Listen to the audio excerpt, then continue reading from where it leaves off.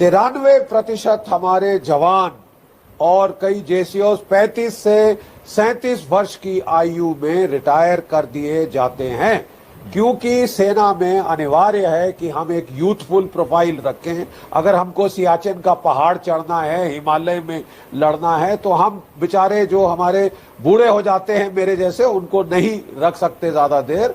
तो जो हमारे सिपाही हैं 35 से 37 साल की उम्र में रिटायर कर दिए जाते हैं, जबकि तमाम civil services, police services, central police organisations के जो लोग हैं 58 से 60 साल तक सर्व करते हैं। ये अलग है, ये हमारे देश में ही नहीं, ये तमाम देशों में ऐसा है। इसीलिए मिलिट्री पेंशन के मामले और जो सिविल मिलिट्री का जो मामला है वो मिलाया नहीं जाता था। ठीक है, बिल्कुल अलग थलग दो चीजें हैं। आप एक क्लर्क जो कि दिल्ली में बैठा है उसको सियाचिन में चढ़े हुए एक जवान के साथ कंपेयर नहीं कर सकते। प्लीज इसको करना बहुत गलत है, नहीं कर रहे हैं। नंबर 2 चीज, 1973 में आप जानते हैं कि जो हमारी पे कमीशन होती थी 1973 तक अलग होती थी, सिविलियंस के साथ नहीं जोड़ी जाती थी।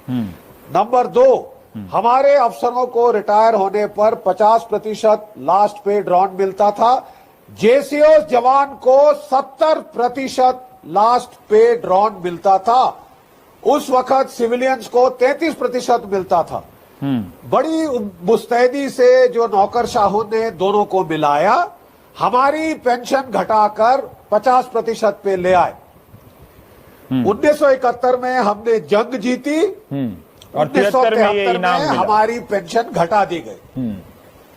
समझ गया। ये देखिए अपने आप में एक अजूबा है कि हम लड़ाई जीत के दे रहे हैं आपको, इतनी कुर्बानियां दी, इतने लोग मारे गए, हाथ पैर टांग गए, और ऊपर से हमारी वो कर दी। देखिए प्लीज समझिए, नहीं रवीश एक मिनट में मैं प्लीज समझिए कि अगर 35 या 37 साल की उम्र पे एक जवान घर आता है, उसके बच्चों की पढ़ाई शादी सब उसके आगे है, कैसे वो करेगा?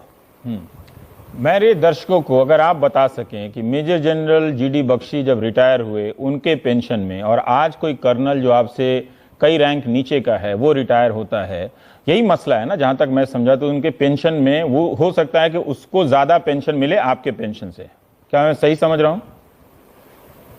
बिल्कुल सही समझ रहे हैं आप। देखिए एक जवान जो कि 2006 के पहले रिटायर हुआ है और जो उसके बाद रिटायर हुआ है, 83% फर्क है। मेजर की पेंशन में 56% फर्क है, और इस तरह ये हर रैंकों पे ये चल रहा है। तो नेचुरली देखिए वो एक तो उसकी किल्लत कम है क्या, जो 2006 के पहले रिटायर हुआ, उसकी किल्लत कम है। यही हम समझाने की कोशिश कर रहे हैं कि सबसे ज्यादा बुरा असर इसका सेना पे पड़ता है। आप जाने अनजाने क्या आप ये बता सकते हैं, एक सेकंड, कि आप बेवकूफ हैं कि आपने आके देश के लिए कुर्बानियां करी? नहीं, मेजर जनरल मारो, हमारे पास पैसा नहीं है। मेजर जनरल, मैं रात के वक्त आपको बहुत उत्साहित नहीं करना चाहता, पर मैं एक सवाल पूछ रहा हूं। जैसे आपने कहा कि 2006 के पहले जो आप रिटायर हुए तो आपका पेंशन कम है, आज जो रिटायर होगा आपसे ज्यादा है। सिविल सर्विसेज में क्या ऐसा होता है क्या? 2006 के बाद, हाँ, सिविल सर्विसेज में ऐसा होता है क्या? चीफ सेक्रेटरी आज रिटायर हुआ तो उसका पेंशन, राइट, एक सेकंड सर, आज कोई चीफ सेक्रेटरी रिटायर होता है? व्यक्तिगत रूप पे क्लियर कर दूं कि 2006 के बाद रिटायर हुआ हूं मैं पर्सनली अफेक्टेड नहीं हूं। ओके, ठीक है, प्लीज। हाँ, मैं एक असूल के लिए आपके बहाने में तो सवाल पूछ सकता हूं। मैं एक, आपने जो कहा जैसे कि 2006 से पहले कोई चीफ सेक्रेटरी रिटायर होता है, उनका पेंशन जो आज चीफ सेक्रेटरी रिटायर हो रहा है उनके पेंशन में तो अंतर होगा ही होगा सर। आप फिर वही कह रहे हैं कि एक आईएएस के बाबू को जो कि दिल्ली में एयर कंडीशन ऑफिस में बैठते हैं, आप कंपेयर कर रहे हैं सियाचिन में बैठे, वो मैंने नहीं किया। मैं मणिपुर में जो आज मारे गए उन बच्चों से आपने शुरुआत करी। नहीं, आपने शुरुआत करी पहले श्रद्धांजलि देके, जो मणिपुर में हमारे लड़के शहीद हुए हैं आज के दिन। आप उसको बराबरी कर रहे हैं आईएएस के जब नौकरशाहों से। नहीं, आपने समझा नहीं सवाल को सर। नहीं, मैं बराबरी नहीं कर रहा हूं। मैं कह रहा हूं कि क्या इस तरह का अंतर दूसरी सेवाओं में भी आता है क्या? सिविल सेवाओं में आता है, मैं सिविल और मिलिट्री की तुलना नहीं कर रहा हूं। है, दूसरी सेवाओं में है, और मैंने तभी शुरुआत में आपको बताया तुलना नहीं किया। फर्क हमारे में मैग्नीफाई क्यों होता है? ठीक है, राइट, क्योंकि हम 35 और 37 साल की उम्र पे आ रहे हैं। ज्यादातर हमारे लड़के 93%। ठीक है। आप 60 साल तक नौकरी करेंगे।